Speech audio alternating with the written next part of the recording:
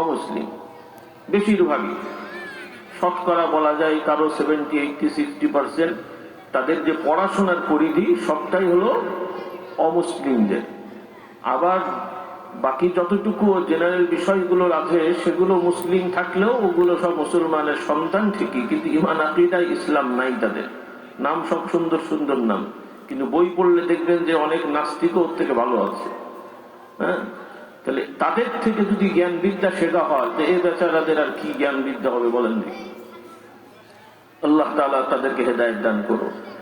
তো আপনাদের অনুরোধ করো, আপনারা ভালো মানুষ, না হলে তারা এই ঠান্ডার মধ্যে এখানে এসে বসেন না, কারণ এটা তো আর গতানুগতিক দলীয় সভা না। দলীয় সভা হলে একটা কথা ছিল, এটা একান্ত একটা ছিমছাম একটা অনুষ্ঠান। আপনাদের ব্যক্তিগত অনেক ভক্তি ভালোবাসা আছে, এই জন্য এসে বসেছেন। তবে যারা আমরা দ্বীনের পথে থাকি, দ্বীনের পথে চলি, জাগতিকভাবে যে যেই দলই করুক না কেন, আমাদের মূল পরিচয় হলো আমরা সবাই আল্লাহর দল। বলি আলহামদুলিল্লাহ। কার দল?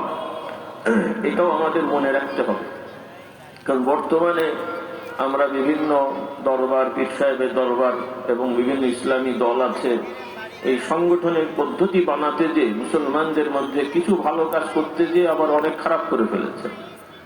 তারা চাচ্ছেন ভালো, আশা করি উদ্দেশ্যও ভালো, কিন্তু বাস্তবতাটা ভালো হচ্ছে না। কারণ এই দলাদলির কারণে এখন আমাদের মধ্যে এতই বিভক্ত হয়েছে, সেটা খুবই কঠিন অবস্থা। আল্লাহ তাআলা আমাদের সবাইকে হেদায়েত দান করুন। কারণ মুমিন মুসলমানদের মধ্যে মানুষ হিসেবে বিভিন্ন মতভেদ থাকতে পারে, বিভিন্ন মতামত হতে পারে, কিন্তু বিভক্ত হওয়া, একে অপরের থেকে বিচ্ছিন্ন হয়ে শত্রুতামূলক আচরণ করা, এটা